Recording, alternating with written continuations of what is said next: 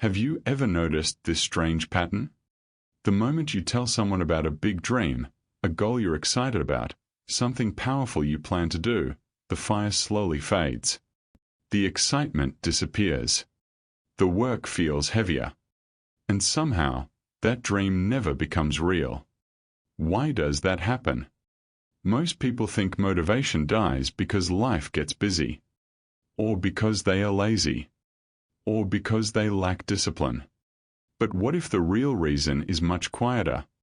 What if your dreams don't fail because you didn't work hard enough, but because you spoke too soon?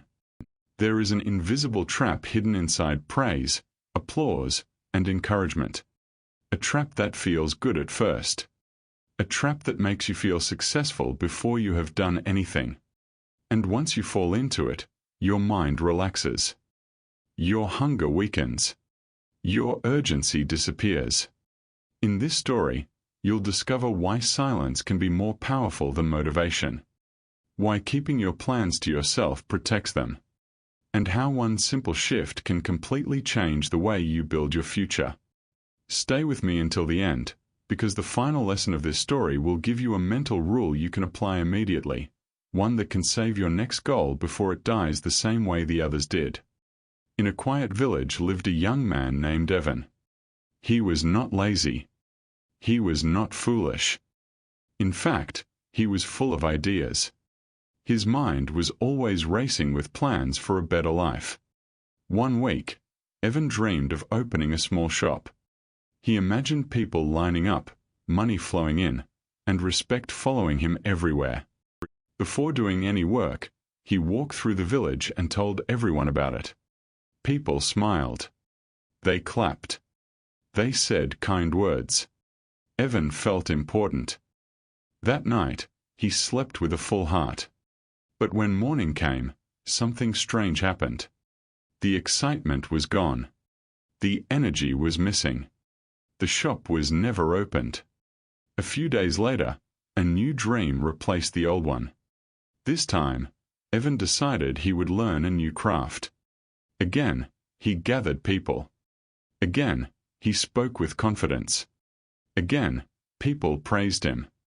And again, after a short time, the work was never done. This became a pattern. New dream. Loud announcement. Warm praise. No acción. Years passed like this. Evan's words traveled far, but his hands stayed empty. Inside, he began to feel a quiet shame. He could not understand why he always started strong and ended with nothing. He wasn't failing because he lacked ideas. He wasn't failing because he lacked ability. He was failing for a reason he could not yet see. One evening, Evan sat alone near the edge of the village.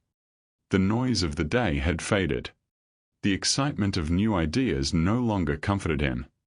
For the first time, he allowed himself to feel the weight of his failure. That was when an old man approached him.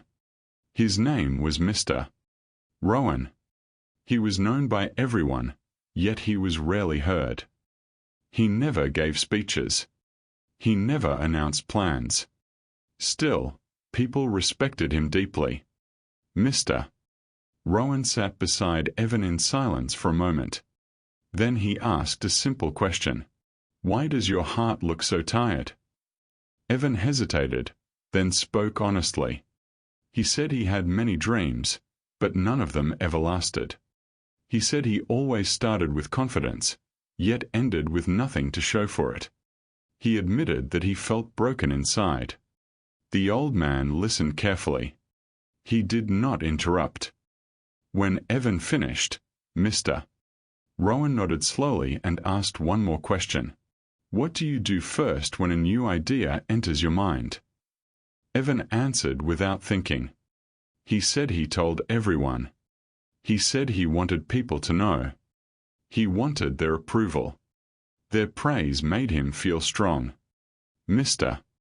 Rowan gave a soft smile. Then come with me tomorrow morning, he said. I want to show you something.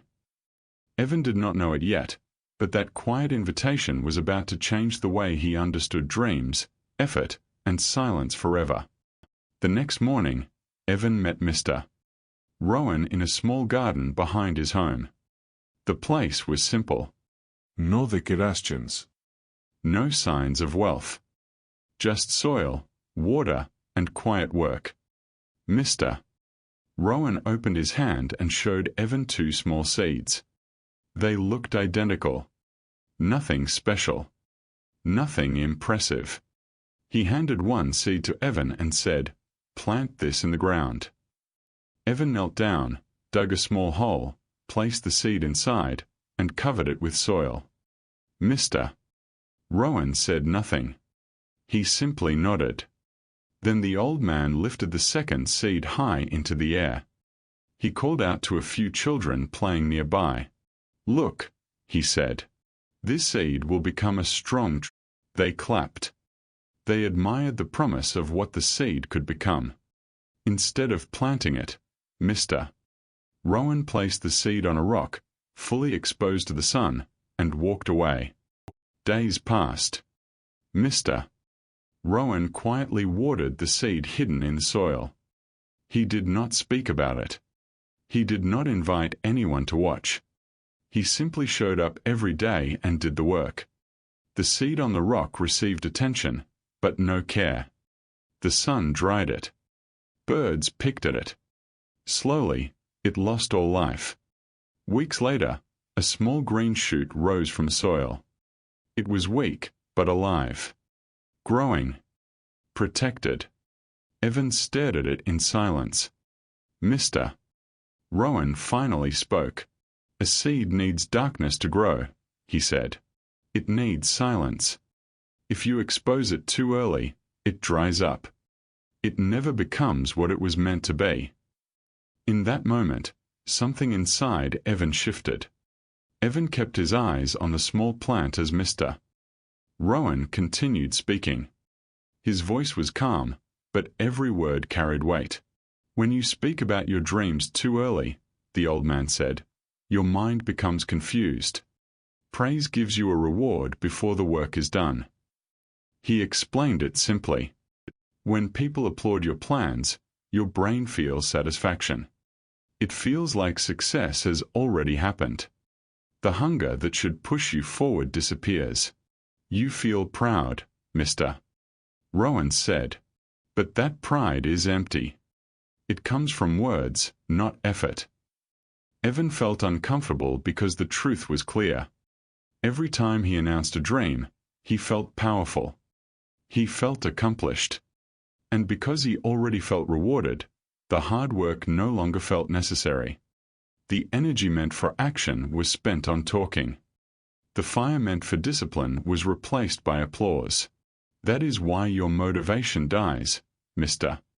Rowan said. "Not because you are weak, but because you finish the dream in your mind before you finish it in real life." Evan finally understood. He had been celebrating seeds instead of growing trees. He lowered his head. For the first time, he did not feel shame. He felt clarity. And clarity is where real change begins. That evening, Evan walked home slowly. His mind was loud, but his mouth was quiet. For the first time, he did not rush to tell anyone what he was thinking. He made a simple decision. Not a big dream. Not a grand announcement. Just one small goal. He decided to build a wooden chair. Evan told no one. No friends. No neighbors. No one to impress. There was no applause waiting for him. Only work. Each evening, after his daily responsibilities, he sat alone and worked with the wood. Some days, he felt excited. Other days, he felt tired. But something was different this time. No one asked him questions. No one expected results. No one praised unfinished work. Because no one knew, there was no pressure. Only progress. He made mistakes. He corrected them. He learned quietly. The chair slowly took shape, not through motivation, but through consistency. Weeks passed. When the chair was finally finished, Evan sat on it and felt something new. Not excitement. Not pride from praise. Real pride. The kind that comes from doing, not talking. For the first time in his life, he had proof.